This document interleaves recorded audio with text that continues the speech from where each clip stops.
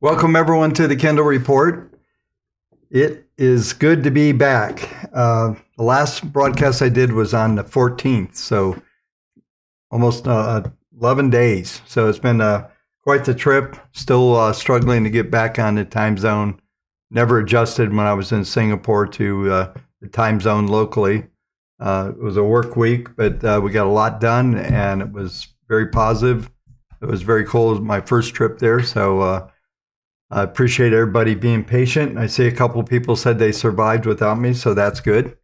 Just want to, I'm actually going to say thank you to Meet Kevin, because Kevin helped us break through the 32,800 barrier. There's about 500 or 600 new subscribers, so welcome if you're one of them. And make sure you hit the like button. So you've already subscribed, maybe hit that notification bell. So excuse any kind of distortions on the screen. I just want to put this out because I have no idea. I just spent the last 2 hours completely reconfiguring my computer. I have no idea. I rebooted and it was a classic, been out of town, everything got screwed up. So I wanted to do quite a bit of work on getting back into the presentation mode, but we'll go with it as we know. I've been grateful. The markets have been so quiet. It's scary, right? It's interesting, I think, what is being said out in the world. When I was on the Meet Kevin interview, if you haven't seen that, go watch that. But the whole thing, everybody is got the same script. It's almost like watching the news channels now, I guess, without Tucker Carlson. Now he's gone. But with the whole concept of everybody has the same leading words, and it's almost like the financial markets have become the same. There's still people out there beating the next banking crisis is coming, all of those type of things. It's not coming, and I told you that when SBV and Signature and et cetera started to implode. All they really had to do was open up the discount window, which they did, and fix the liquidity issues. In fact, if they would have done that for SBV, none of this would have ever happened, actually. They would have I don't know exactly what happened there. I've speculated that we're probably looking at some kind of conflict of interest with Becker being on the board of the San Francisco Fed.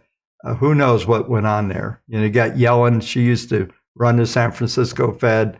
It's a mess. I mean, everything's so politicized no matter what agency you go to.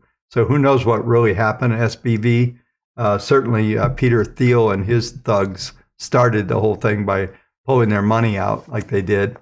But regardless of that, the hole could have been filled quite easily in the discount window, and none of that ever had to happen. But it did happen, right? So they opened up the discount window after the fact on the Sunday night, and here we are today, and we're seeing some recovery in a bunch of these banks. And there's been a big, I just want to talk about this a minute because I think it's important to understand at least what's going on with overall. But a lot of folks have been talking about, two things. The banks they're in uninsured deposits. Well, they've always been uninsured. That's never been different. No bank has had 100% or 50% even insured assets, and depending on the type of business that they do. And most of the regional banks and community banks are more independent business type banks.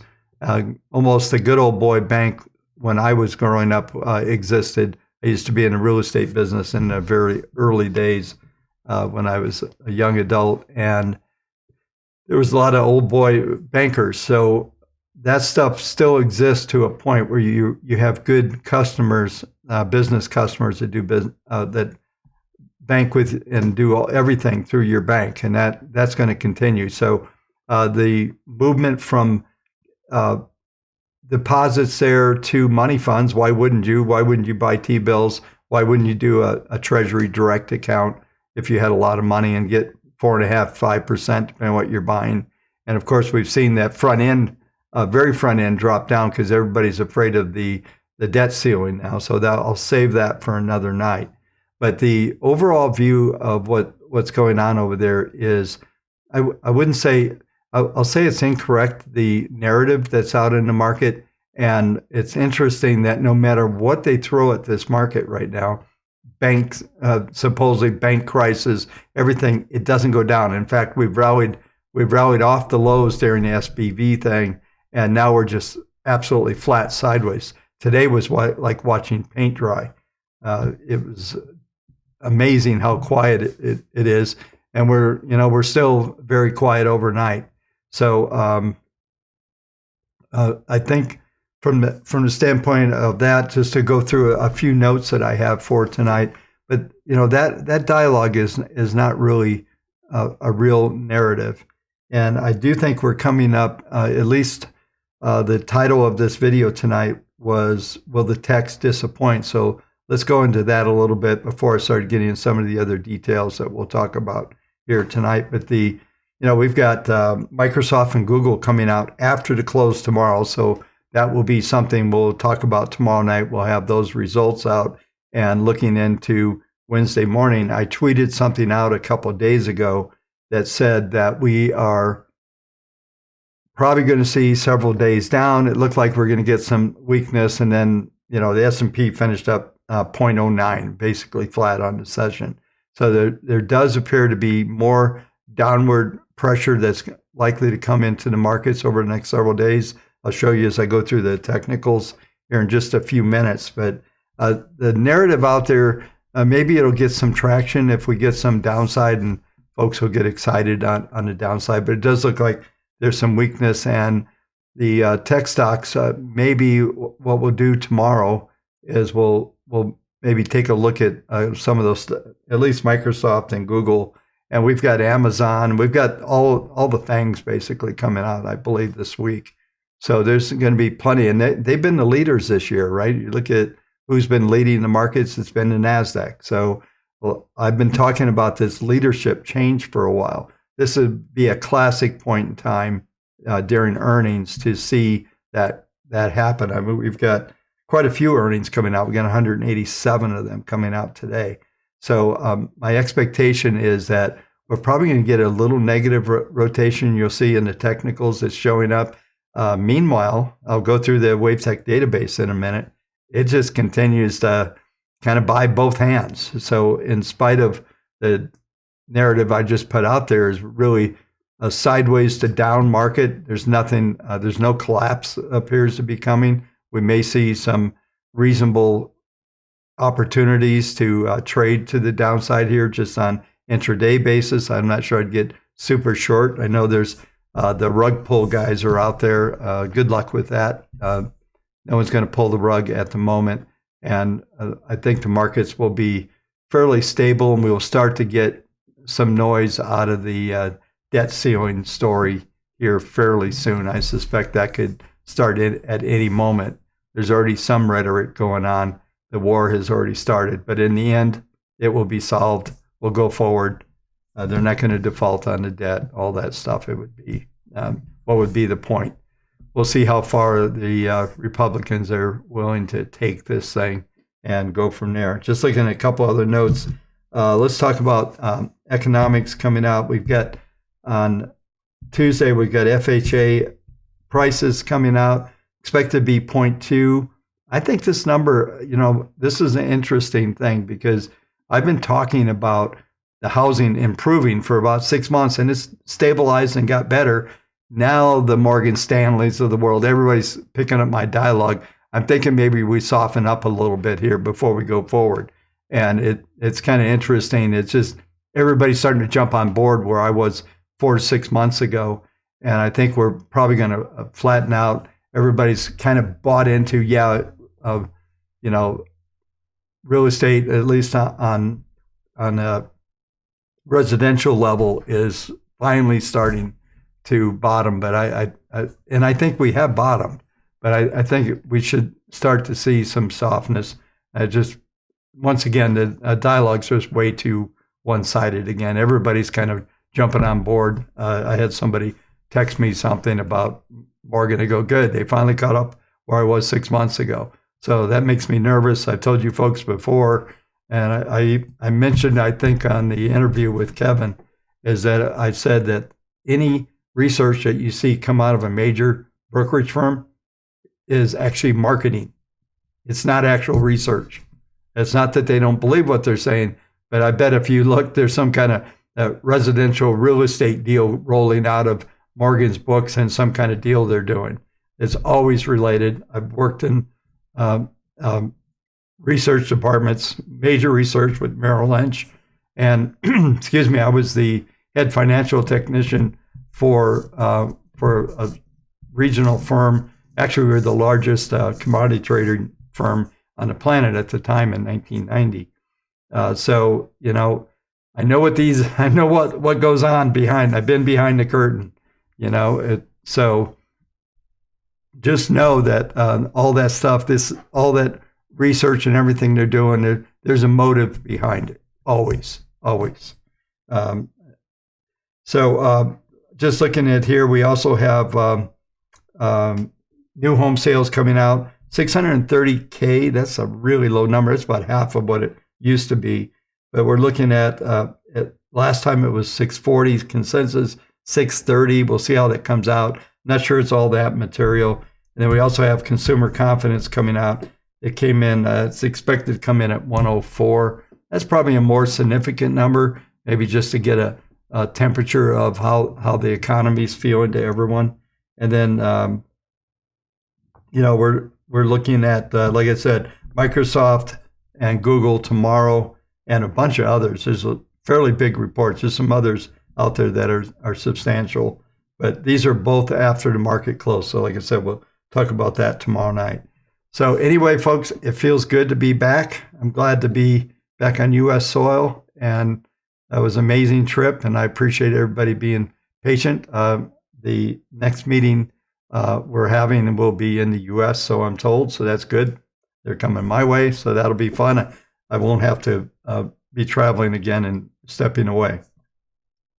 So let's go ahead and get into Wavetech database and get into some of the details on the technicals.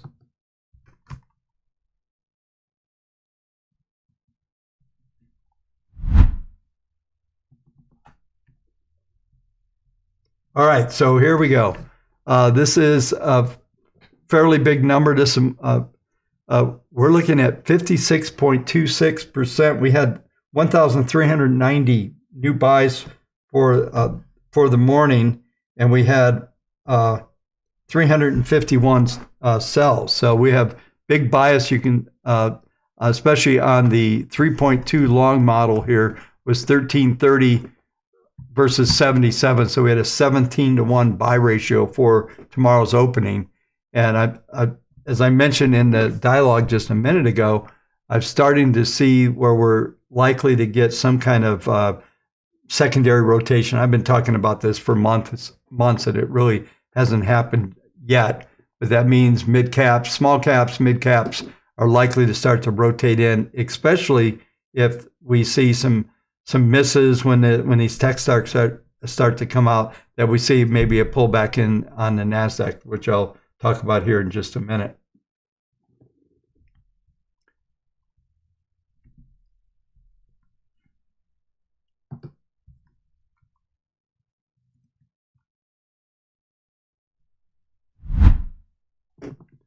All right, folks, we'll go start with the S&P hourly chart as we always do.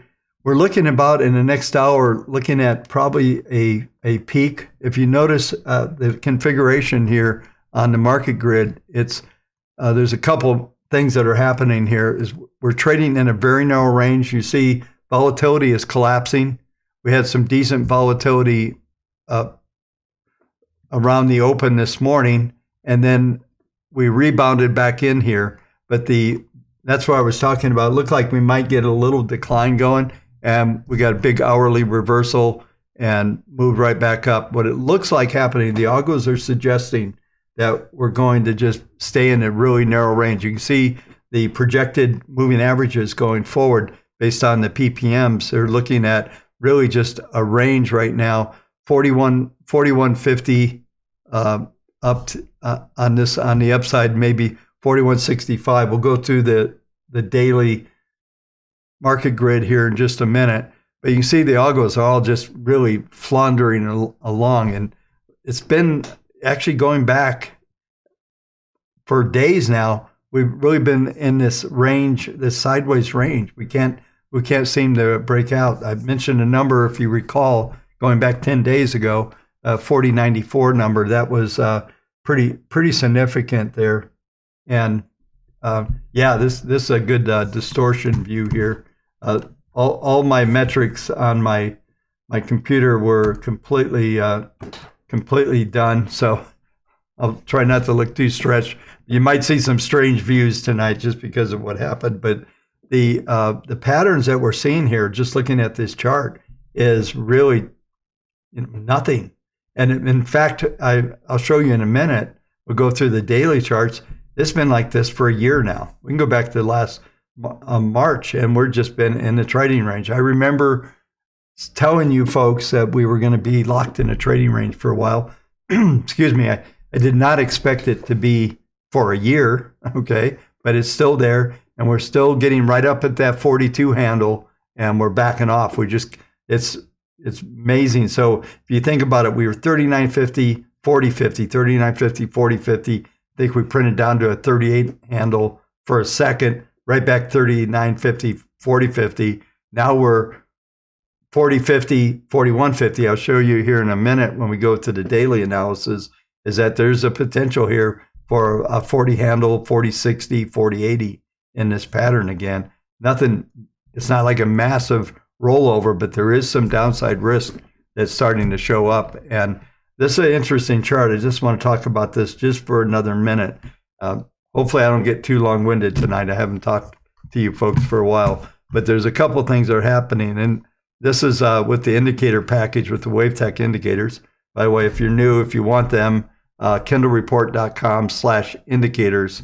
You can find out how to get these on TradingView. But you'll notice that there's these green dots above and red below. So there's both upward and downward projections.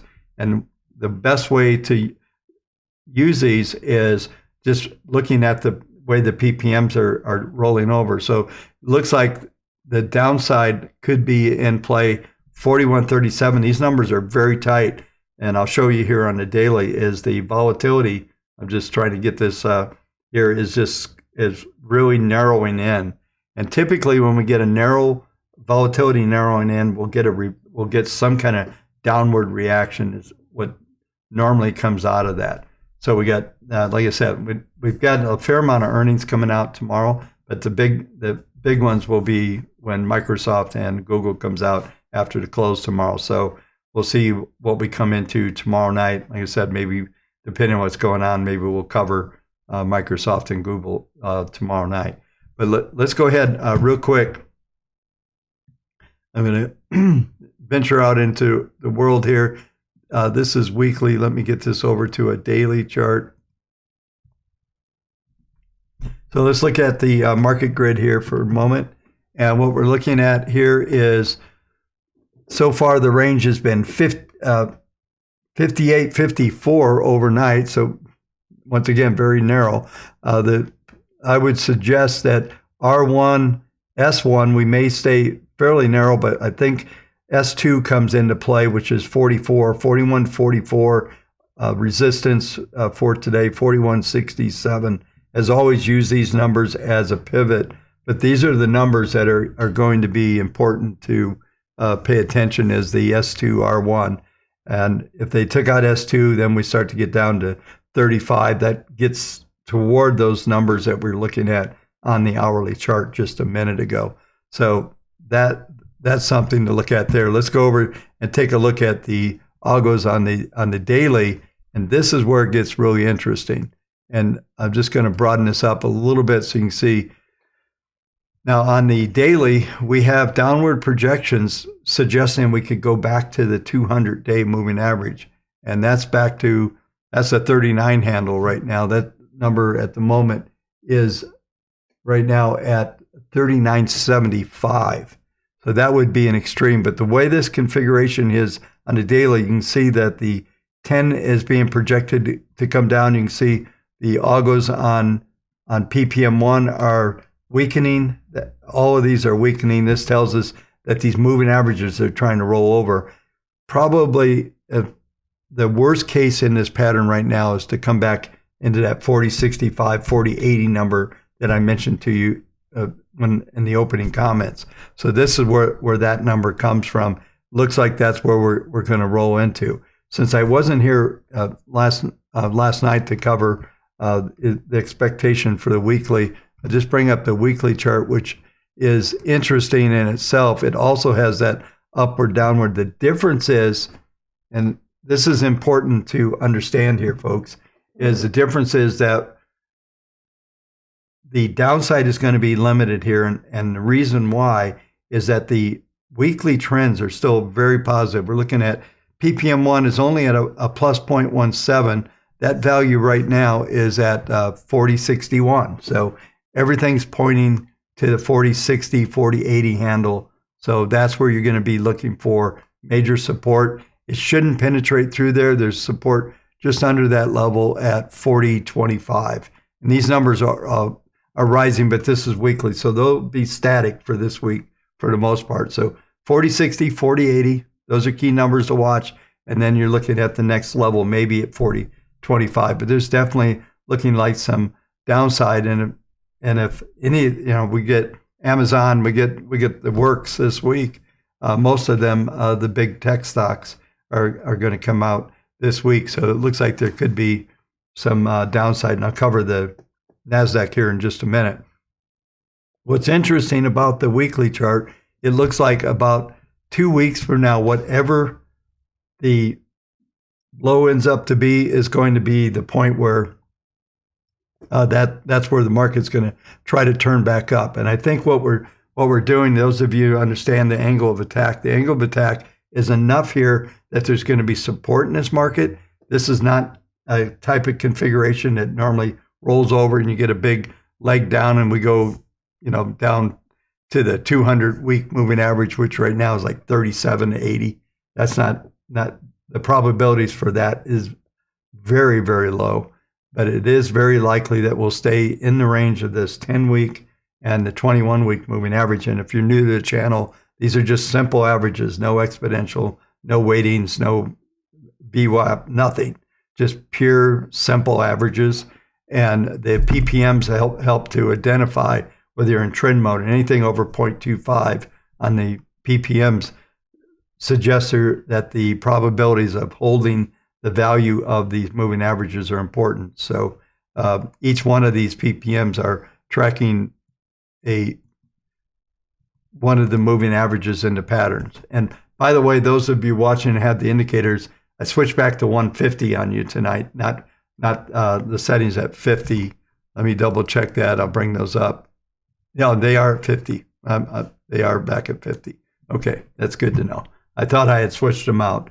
If you would have known what I've been doing for the last 2 hours getting ready for tonight's stream, it was very frustrating just trying to get every setting on this computer. Matter of fact, one monitor wouldn't even display. So it was crazy way to come into being off for 10 days. Anyway, but these patterns are very solid on a weekly. I won't go to the monthly right now.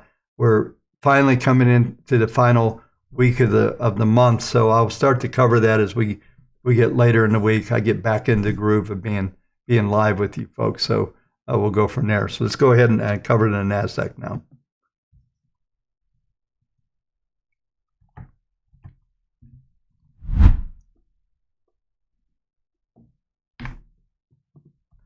All right, so I'll stick with the weekly for the moment. And I think the interesting thing that we want to look at is this angle of attack here on this NASDAQ 100 futures. We're looking at some pretty solid support here at 12,759.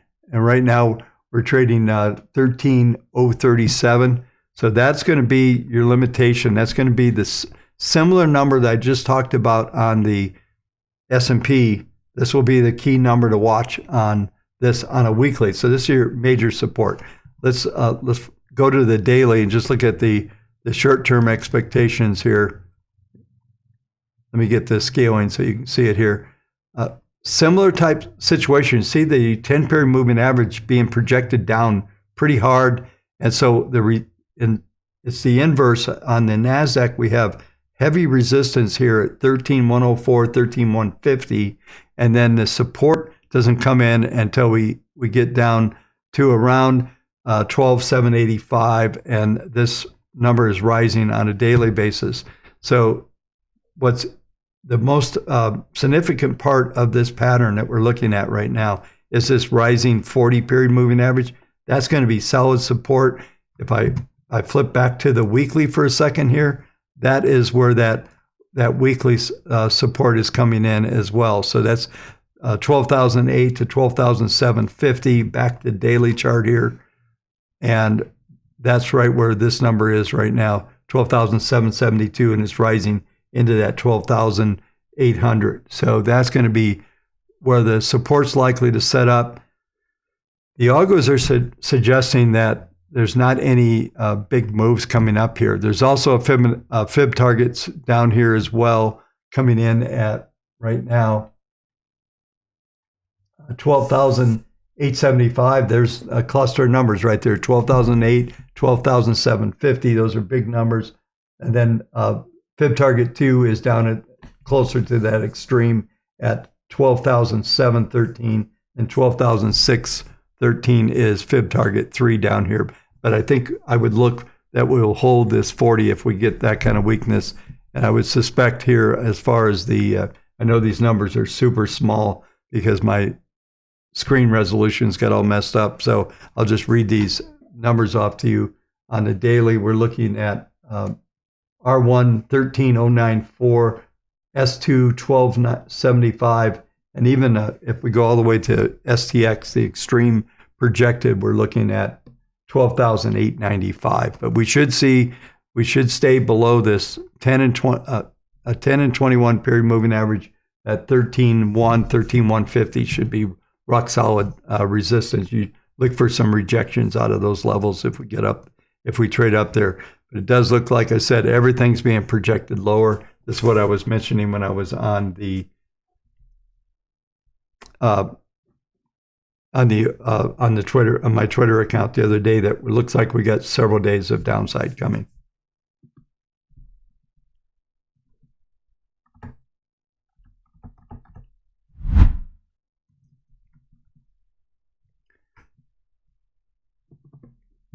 So I'm going to sound like a broken record even after being gone for 10 days. Look at the different pattern in the Russell.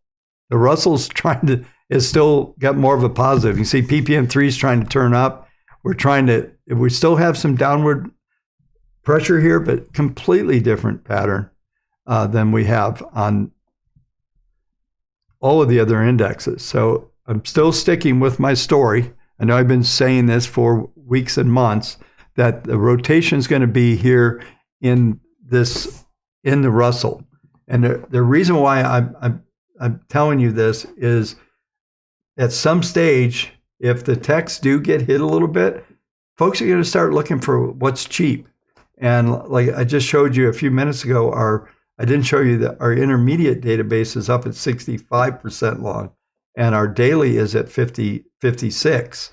These are very big numbers. That means there's like 10,000 symbols long, and they're not just above a moving average. They're actually in trend mode. So we run 600 variables on every one of these symbols in our database. So we're looking at things and running and updating them every day. And these are trend modes. And so when we get, that means PPMs are above 0.25, a whole bunch of things are stacking up to tell us that those symbols are in trend mode. And a lot of these symbols that have been coming in, those of you that have Wavetech, that's kindlereport.com/Wavetech if you want to find out that. It's $3.80 a day. Cover about 16,000 stocks and symbols of all sorts. But the point is that these symbols are in trend mode right now. And if you go and look at those things, you're going to see a lot of the open positions in the database right now are these stocks I've been talking about. Too often, I've said this before, too much, even though I cover the indices, a lot of emphasis is on the indices. And on the backdrop, using Wavetech or PortfolioXpert, we're looking at individual stocks where, there's well over $15 billion in institutional money in that platform now. And so there's a lot of money that is being allocated. And I've talked to a lot of and reviewed a lot of our portfolios with some of our clients. And this is what seems to be rotating: mid caps, small caps. There's still some large cap stuff in there, but the big stuff is starting to look a little weaker. Just like I said, we're going to find out a lot about the tech stocks here in the next couple of days. But this configuration is not, it hasn't made that higher high. And I still think we're going to see these fib projections to the upside here, which is 1877, 1924, 1954. Last trade here at 1795. So that's a pretty big move percentage-wise in the Russell. So I'm still sticking to that story.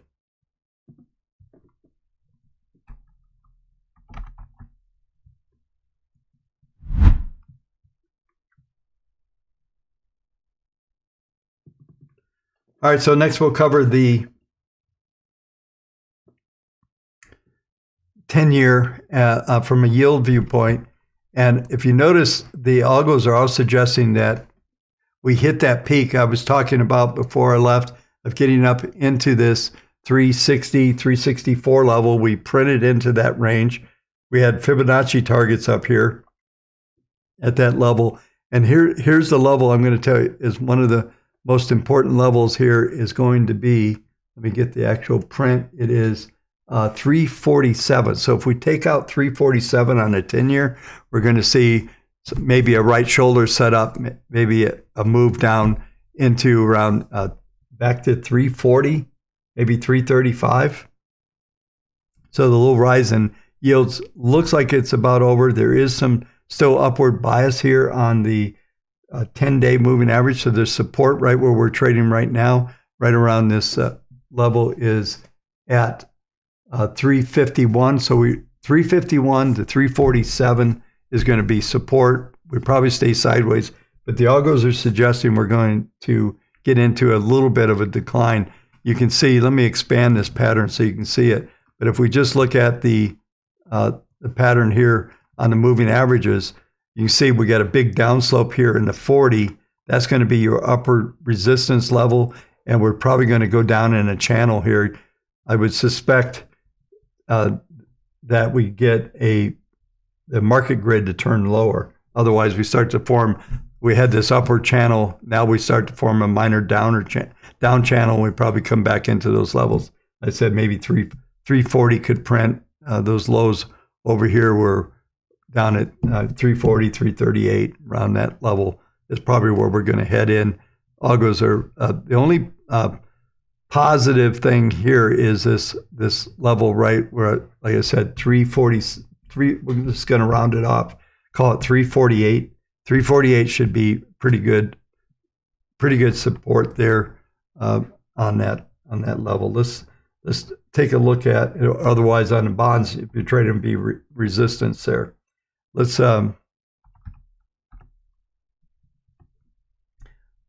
take a quick look at the 2-year. 2 years, this is very interesting because this maybe suggests more weakness. We have new fib targets as of today on the 2-year. Minimum is for 375. We're printing 409 right now. I was talking about these fib targets up here and this 40-period moving average, and we got right into that range, and that's been your downward. That's been the downslope in these yields. So yields are still looking like they could come down. Maybe we do the same thing where we come into 380, 375 on the 10. We'll see if we can get under 4 first, but it looks like a little downward channel has already started here. And so I don't know if this is going to be some folks taking a little more risk, rolling out of the short-term 3-month stuff, 30 days because of this scenario that's going on in the scenario that's going on with the debt ceiling, all that, because there's been a movement to the front end, and that's why everybody was buying these really short yields, because they figured they'd get paid. They're going to get paid anyway. I mean, it's ridiculous trade, but as I've said for years and years, our job here is cash flow. Where's the money going? So that's where it's going. It looks like maybe there's going to be some more money rolling into some of these longer yields. And as I continue to tell you, the market's not pricing anything. It's pricing. Only thing the market's pricing is demand. And I think they're trying to find. They're just pricing in demand. I don't see any necessarily weakness. The inverted yield curve. We'll try to get back in, talk about the yield curve probably later in this week as we go through the stream here. So I'm just looking here. We're 39 minutes in, so we'll probably end up at an hour again tonight. So, all right. So let's go ahead and go to crude oil next. You know what? Let's do this. I'm going to go to U.S. dollar next.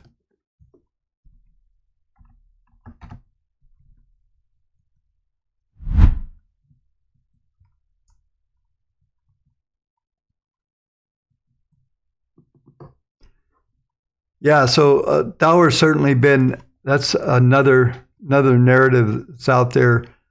Been under pressure here for a while. This is the daily chart. I'm going to go over to a weekly for a second here just so we can get a little better view. And I think what we're starting to see here is, and I talked about this before, is we should hold 98 should be the extreme on the Dow index. And you have to remember, I think 40% of this index is weighted towards the Euro Dow, so it's kind of really a Dow pair against the Euro Dow with a little blend in it. But the bottom line is the algos are suggesting still some downside, but we're starting to see probably in the next, this is weekly, the next 2 or 3 weeks, a bottoming. I think we hold at least 98, maybe pars prints at 100, but then we start to move back in this pattern. There's a lot of work to be done. I think since I don't cover this regularly, I'm just going to go over to a monthly chart as well, and we'll reach out to a little bit longer term viewpoint. There's a couple of things. There is some risk here, and I know I saw something, a story today about the 19 countries want to be BRICS associated. So, they're getting some traction for sure, at least with the thought. As far as it becoming a substantial thing, there's a lot of work to do, but that doesn't mean it won't put some pressure on the Dow here. And if we look, and this goes to what I was just talking about when we go to the monthly chart, and this is why I brought this up. I mentioned the 98 number. 98's exactly 98.32 is where the 40-month moving average is. And you can see the algos, everything is still showing that these moving averages are coming down. And these are going to be the ceiling. Right now, we're trading just below the 21-month at 101.50. It's still rising slightly. It's up at 0.43.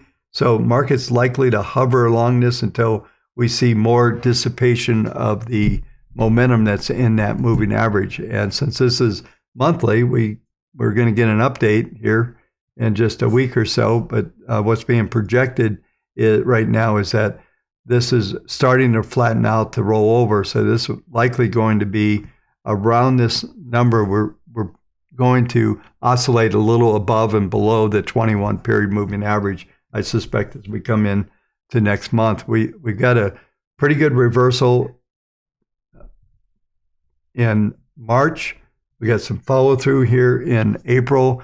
Maybe we get another bar here. If we do some bar counting, we basically have like maybe we could call a 5. It's a 5-2. Usually we get a 5-3-5, something like that. So there could be at least 3 bars down in this one before we see a bottom here. So just expect that somewhere in here, if I look at the market grid on a monthly basis, right now, S1's 101.60, so we're below that one, 148. We're trading S2, S3, 99.37, 98.38. I know these numbers are really small over on the side here, but those are very likely numbers to be reached in this pattern, and this may flow through into May as we get there. And I'm not sure that's necessarily a negative for the equity markets if it does go down, as long as it doesn't go down a lot. And maybe what we're really looking at here is some of the rhetoric that might come around the debt ceiling talks or something like that that start to affect the dollar. Let's go ahead and crude oil.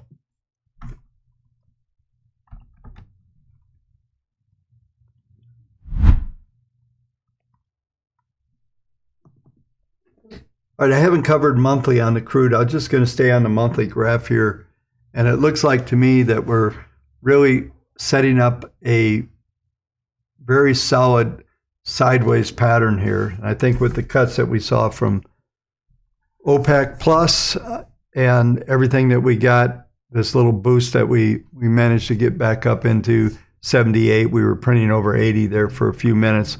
I was talking about before I left getting back into 78. We did get there, but you see the algos are starting to show that we're getting some upward movement here on PPM1. All that means is that we're going to hover right around this 10-month moving average. So let's go down to scale a little bit. Let's take a look at the weekly. weekly is projecting exactly what I was talking about, really a sideways from here. We get into a trading range, probably 70. I'm going to call 74 as high as 84 range. We're just going to stay in this range. Upward bias on all of this is trying to turn around. I think ultimately that we see some higher prices. Let's see if my tool still works here to draw on this.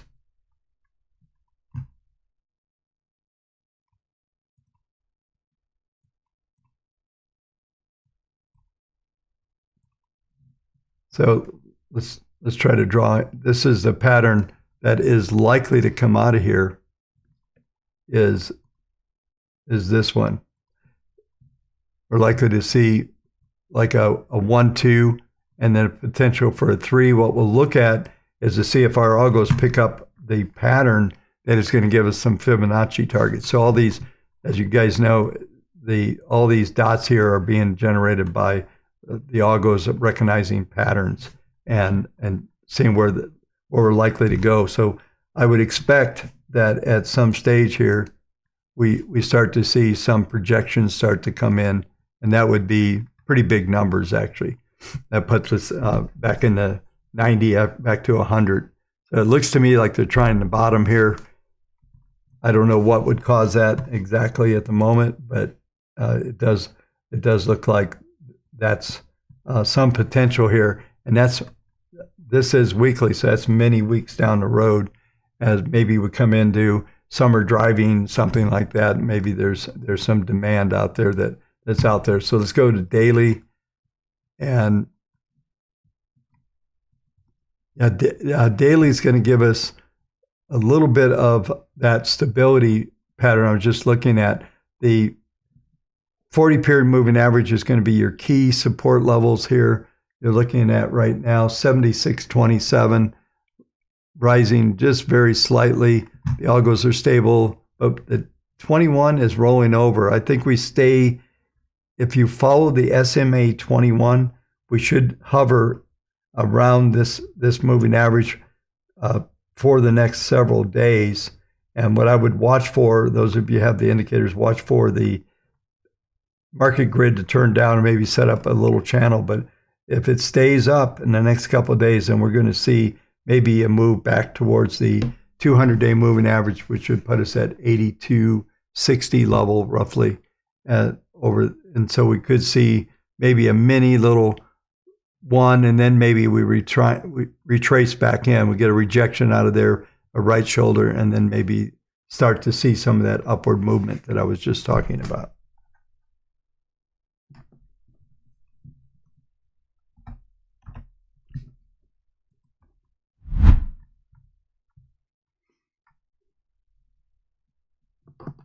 All right, next we'll cover gold. If you think about it, we had two RTX sell signals. We had one on April 4th, and we had the other one I was talking about on the 13th, right before I left. We've been getting this downward sideways movement, and it looks like we're going to continue this. This is the daily. Let's go to weekly. This is the pattern. We have some huge upward fib targets. I've talked about these, 2167, 2304, 2388. But these are right now still valid. And we see the upward slope on the 10-week moving average. But it's being projected about 2 weeks out that we could start to see this weaken and this level tested. It's right at the 2000 level is where we should hover right along this weekly moving average. I think we just get more sideways chop. I was talking about before, and is the potential for a breakout and to get to these fib targets up here. But right now, it doesn't look like it's being projected just yet. There's definitely some more work that needs to be done.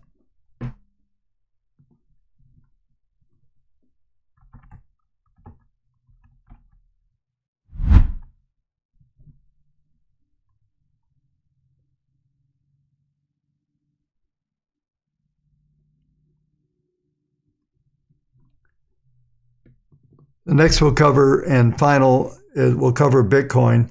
And this is still the weekly. I've been talking, before I left, I was talking about this upward band being hit, and now we've got a downward slope in PPM, in the market grid. We're also seeing PPM1 is starting to decline a little bit. And we got back to some of these numbers I was talking to, 27.5. I remember mentioning that number. We printed a little bit lower. And I think Bitcoin just starts to drift off. And if anything, maybe it starts to be correlated with the NASDAQ again, like we've seen.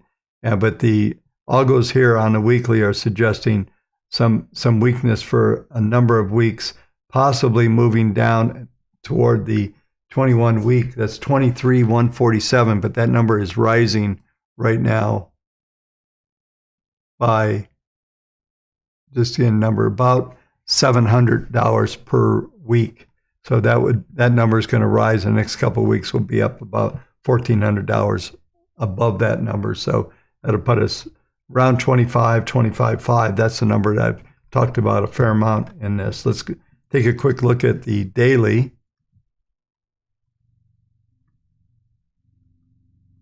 And if I go back to a week ago when I was about to leave, you can see I was talking about us testing some of these averages. We get huge day here, big outside bar, and then we're just sideways. And it's almost like how the equity markets have been trading, just very narrow sideways range.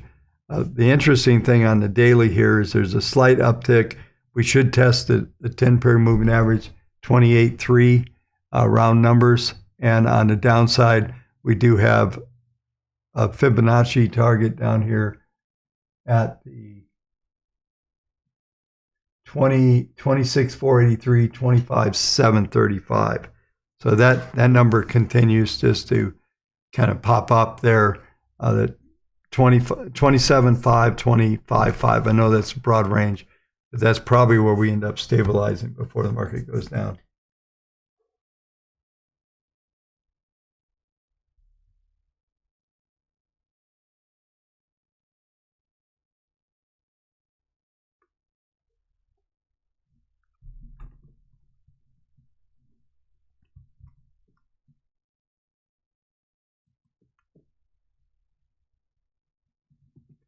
All right, folks, back on screen here. That will do it. We made it in 52 minutes. Pretty good. Looks like I have some work to do to get my environment set back up. It was pretty strange things going on here. Let's see here. Just seeing if there's any comments here that I want to talk about.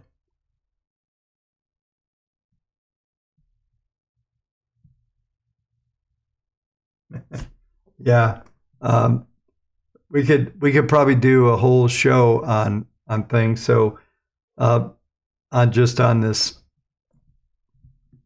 on the whole brick situation and the Dow, there's a lot to talk about there. Anyway, thanks everybody for being patient while I was gone. I'm just looking here while we were talking. S&P did sell off a bit, and we're down 7. So the far chart on the right there is the S&P 5-minute chart with candles on there. So yeah, just look for this downside. There's going to be a little downside. I think we see at least the 4094. I'll give you a couple numbers here at the end. 4094 S&P, 4094.80, 4080, and 4060. Just round numbers. Those are going to be areas to watch. But I think we get some downside here going right now. I'm looking at definitely some potential at least to those levels, and we'll see how they look when they get there. Whether there's more to go. We still have our model buy at 4,008. 4,008 is a long position that we took back a number of weeks ago. It's still long, but it will get challenged if we get down to some of these levels. Whether we take profits on it or not, we'll see. But anyway, folks, I'll be back tomorrow night, same time. Hopefully have all my setup back into square one, and I will see you then at the same time. Thank you again. Make sure, if you haven't, hit the like button. At least make me feel good from that standpoint. Hopefully we get start to grow the channel again. It'd be really nice to break everything started to break out. So thanks again. All right, folks. Have a great day trading tomorrow. We'll see you tomorrow night.